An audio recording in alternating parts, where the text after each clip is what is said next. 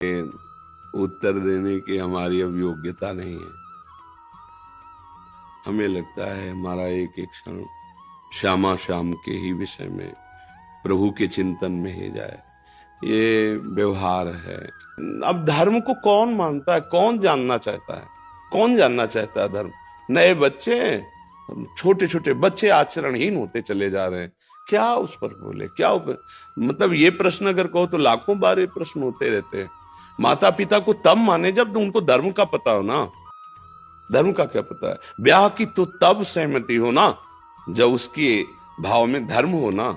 ब्याह का मतलब केवल इतना ही समझा जाता है परस्पर शरीर संयोग, वो तो हो रहा है। वही माता पिता जो पूर्व के वो इस बात को कैसे जाने? जहां एक बार पति का वर्ण कर लिया गया तो आजीवन निर्वाह की योग्यता होती थी। धर्म का कभी दूसरे, चाहे वो देवता ही क्यों ना हो, दूसरे की तरफ देखकर मन कभी ऐसा गंदा भाव सोच ही नहीं सकता। देखा है ना, बूढ़े बूढ़े जनों को देखा है, बूढ़े फिर भी इतना, मतलब कितनी मर्यादा, कितना। अब आज जो तुम कह रहे हो कि खुली समाज है, तो आप देख लो खुली समाज का स्वरूप। अभी आपके वीर परिपक्व होने की अवस्था नहीं आई, आपने ब्रह्मचर्य नष्ट कर दिया, अब आपका जीवन होगा क्या? वैसे ही मन बदमाशी करता है, तुमने और खुली छूट दे दी, पवित्रता ही नहीं रह गई जीवन में।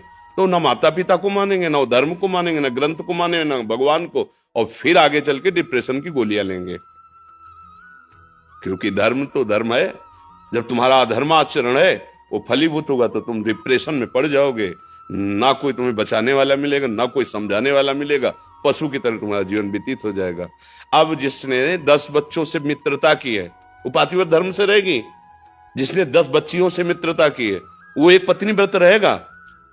हम तो मतलब कैसे बोले हम फिर गांव का एक दो बात सुनाते हैं। गांव के जब ऐसे बच्चे उदंडता करते थे ना, बोले इश्क करते करते दिल धतूरा हो गया, चांद पे जूता पड़ा तो इश्क पूरा हो गया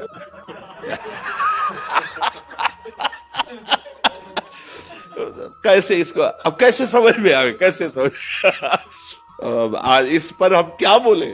मतलब इसकी दशा आप देखो ना, आप देखो, आप समाज में हो, आप बोलो है ना दशा ऐसी। कोई बच्चा बच्ची माता पिता के अनुशासन से युक्त होकर वर का वरण करने के लिए तैयार ही नहीं है। हम स्वतंत्र हैं और फिर बच्चे छल कपट करते हैं। क्या माता पिता तुम्हें, जिन्होंने पाला पोषा है, वो तुम्हें सुंदर वर या सुंदर कन्या नहीं दिला देंगे? और उनकी थोड़ी सहमति लो, उनका भी तुम्हारे जीवन पे अधिकार है। पर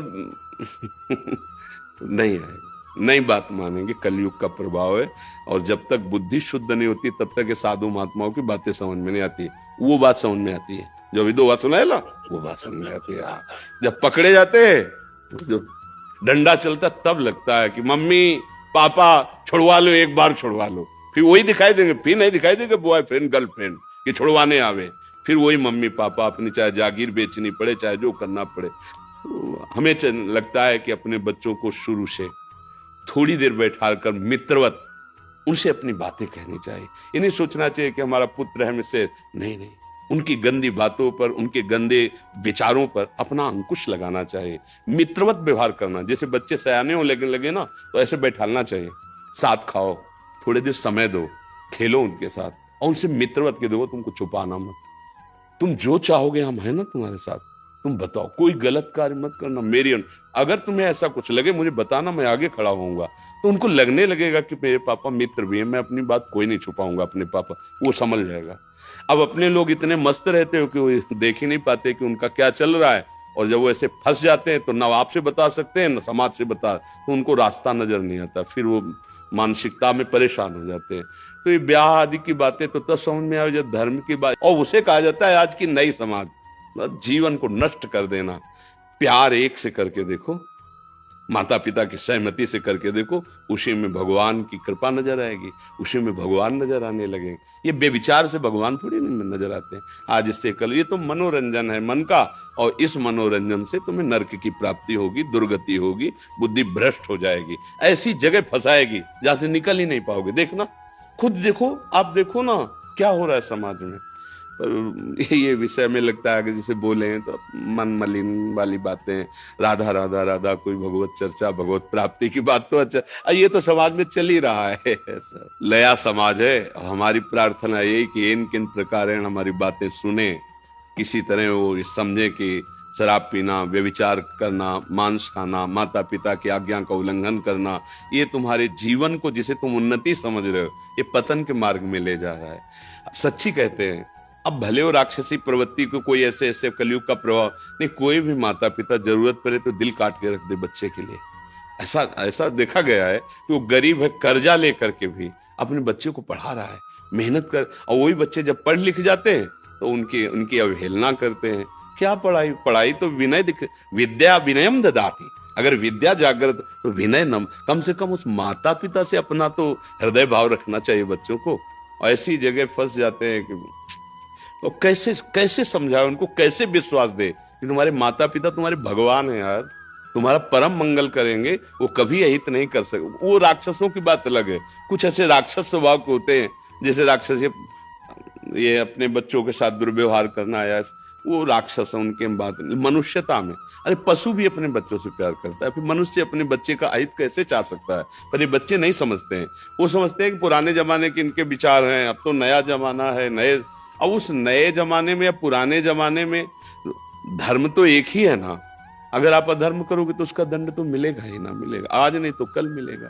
तो हमें लगता है आप सब लोग अपने परिवार को, कम से कम बच्चों को तो इतना तो समझाओ कि गलत क्या है, सही क्या है। देखो बच्चे नहीं समझते, वास्तविक नहीं समझते। कम से कम 20 वर्ष 25 वर्ष तक ब्रह्मचर्य रहा, फिर ब्याह किया, तो सुंदर पुष्ट संतानें उत्पन्न हुई, फिर उसको वो ब्रह्मचर्य का अभ्यास पूर्व है, फिर संयम में आ गया, भगवत प्राप्ति कर ली, जीवन धन्य हो गया। बारोट बड़ोबा जी, राधे राधे महाराज जी, आपके चरणों में कोटि कोटि प्रणाम। धर्म का ही सेवन करना चाहिए, पर त्यज लोक धर्मान, लोक धर्मों का त्याग करके कैसे होगा? सेवन सदा साधु पुरुषान जहि काम तृष्णाम। सदा साधु पुरुष जो भगवत भाव को प्राप्त होकर के द्वंद्वातीत स्थिति में है, उन महापुरुषों का सेवन करो। जहि काम तृष्णाम, कामना और भोगे हुए विषयों के भोगने की पुनः इच्छा का नाम तृष्णा। कामना और तृष्णा का त्याग करके भगवत प्रेमी महात्माओं का संग करो, तो लोक धर्म का त्याग हो करके भागवत धर्म, प्रेम धर्म में तुम्हारी स्थिति हो जाएगी। त्यज लोक धर्मान सेवन सदा साधु पुरुषन जय काम तृष्णाम। अन्यस्य दोष गुण चिंतन माशु मुक्त्वा सेवा कथा रसम हो नितराम पिबत्वम। ये भगवत प्राप्ति का पूर्ण श्लोक है। दूसरे के गुण दोषों का चिंतन करना त्याग दे। पहली श्रेणी में उपासक तो ये समझे कि जड़ चेतन गुण दोष में विश्व की न करतार, संत हंस गुण गहाय पे परिहरिवार विकार। जैसे जल और दूध एक जगह मिला के रख दो तो हंस केवल दूध ले लेगा, जल छोड़ देगा। ऐसे हंस स्वभाव का उपासक इस संसार को देखे कि गुण और दोष दोनों से मिला हुआ है। जैसे पानी और दूध मिला हुआ है, तो वो गुण रूपी दूध ले ले, पानी को छोड़ दे। किसी की निंदा करने की जरूरत नहीं।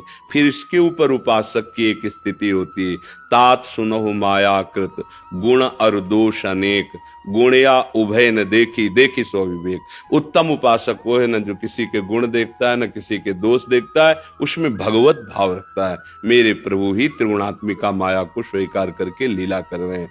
तो गुरु का वर्ण होता है परम धर्म की प्राप्ति के लिए। धर्म का त्याग परम धर्म की प्राप्ति के लिए अनिवार्य है। सर्वधर्मान परित्यज्य माम एकम शरणम ब्रज। तो जब हम व्यवहार लीला में हैं तो माता पिता के अनुशासन में उनकी आज्ञा के अनुसार सेवा करते हुए चलें। जब हम उसी व्यवहार से परमार्थ की यात्रा करेंगे तो बिना ही विचार करी शुभ जानी, गुरुदेव भगवान की जो आज्ञा, तस्मात् शास्त्रम प्रमाणम ते कार्याकार्यो व्यवस्थितो। शास्त्र प्रमाणित मर्यादा धर्म के अनुसार जो उनकी आज्ञा है, फिर प्राणपण से करना चाहिए। फिर उसमें ये नहीं सोचना है कि मेरी मम्मी क्या कह रहे हैं, फिर पापा क्या कह रहे हैं, क्योंकि त्यज लोक धर्मान सेवन सदा साधु पुरुषन जय काम तृष्णा। यदि आपके अंदर लोक व्यवहार धर्म में ही स्थिति, तो माता पिता प्रथम गुरु उनकी आज्ञा का पालन करो। यदि आप परम धर्म की प्राप्ति के लिए कमर कस ले, तो जननी जनक बंधु सुत दारा, तन धन धाम सुहृद परिवारा, सबकी ममता ताग बटोरी, मम पद मन बांध बर डोरी। ये होता है सदगुरु के द्वारा। वो तुम्हारी एक एक वृत्ति को कैसे घसीट कर प्रभु में लगाना है, ये उपासना बताता है, मंत्र बताता है, मार्ग बताता है। अब वहां सदगुरुदेव की वाणी के सामने भगवान की भी बात नहीं। तजो न नारद कर उपदेशु, आप कहें सत बार महेशु। पार्वती जी कह रहे हैं, हे सप्तऋषियों, मैं अपने गुरुदेव नारद की आज्ञा को उल्लंघन नहीं कर सकती। जिनकी मैं उपासना करती हूं, मेरे महेश्वर भगवान शिव 100 बार आकर के कहें तो भी मैं अपने गुरुदेव की आज्ञा को उल्लंघन नहीं करता। आप कहें सत बार महेशु। इसलिए शास्त्र प्रमाणित और महापुरुषों द्वारा सम्मानित जिन सदगुरुदेव का वर्ण किया, वो परमार्थ के लिए, वो कोई व्यवहार नहीं है। उनकी वाणी हमारा जीवन है, उसी की पर हम जीवन बलिदान कर देंगे, सब कुछ हो गया। मातृ ऋण, पितृ ऋण, देव ऋण, ऋषि ऋण, सबसे ऋण हो गया और भगवत प्राप्त महात्मा बन जाएगा। व्यवहार पालन के लिए माता पिता की आज्ञा का अनिवार्य है, पालन करे। परमार्थ में कदम रखने पर, गुरुदेव की शरण होने पर बस एक बात, मंत्र मूलम गुरु वाक्यम, जो गुरुदेव बोल दें। और गुरुदेव वर्ण ही तभी किए जाते हैं जब परमार्थ की प्राप्ति की बात हो। ये व्यवहार में ऐसा ना कर लेना चाहिए कि मन आया गुरु बना लिया, फिर उनकी आज्ञा मान रहे, न भजन करें, मन मानी, आज दुर्गति हो जाएगी। ऐसे तो सुधरने के चांस हैं, लेकिन गुरु बना के पापाचरण करोगे, रजिस्टर्ड, उसको भोगना पड़ेगा तुम्हें। इसलिए सावधान, जब गुरु बनाओ तो ये तुम्हारे अंदर आ जानी चाहिए कि अब हमारा जीवन गुरुदेव के वचनों पर, अब जो ही कहें करें हम सोई, आयुष लिए चले निज दासी, मन क्रम वचन त्रिशुद्ध सकल मत, हम श्री हित हरिवंश उपासी। आज इनको बना लिया, काल उनको बना लिया, परसों, ये दुर्गति का मार्ग हो जाएगा। और जबकि गुरुदेव का वर्ण परम सदगति के लिए है।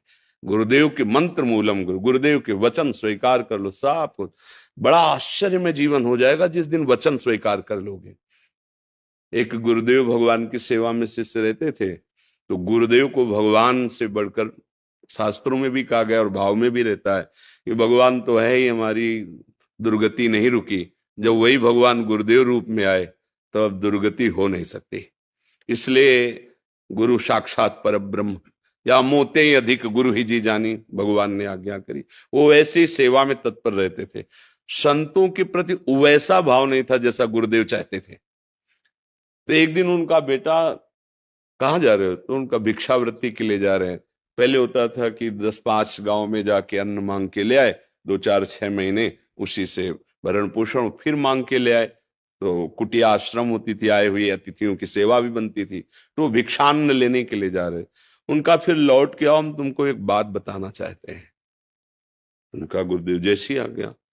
10 दिन तो लगे ही, कई गांवों में जा जा करके अन्न एकत्रित करना, लान। जब लाए तो देखा भीड़ लगी थी। तो उनका भीड़ कैसी आश्रम में? उनका आपके गुरुदेव पधार गए। उनका ऐसा हो ही नहीं सकता। उनका तो लौट के आओगे, हम बात बताएंगे, ऐसे कैसे जा सकते? अरे बोले वो उनका विमान सजाया जा रहा है। तो नजदीक गए, भिक्षान ने रखा, साष्टांग प्रणाम किया और कहा, गुरुदेव आपने कहा था लौट के आएंगे, बताएंगे। आपके वचन कभी मिथ्या नहीं हो सकते, आप सत्य स्वरूप हैं, आप बताइए क्या कहना। उठ के बैठ गए, भक्तमाल में है चरित्र। उठ के बैठ गए और कहा, बेटा हम कहना चाहते थे कि जैसी तुम गुरुदेव में बुद्धि रखते हो, ऐसे ही सवै संत गुरुदेव हैं, व्यासे या प्रतीत, सब संतों में ऐसी भावना रखो।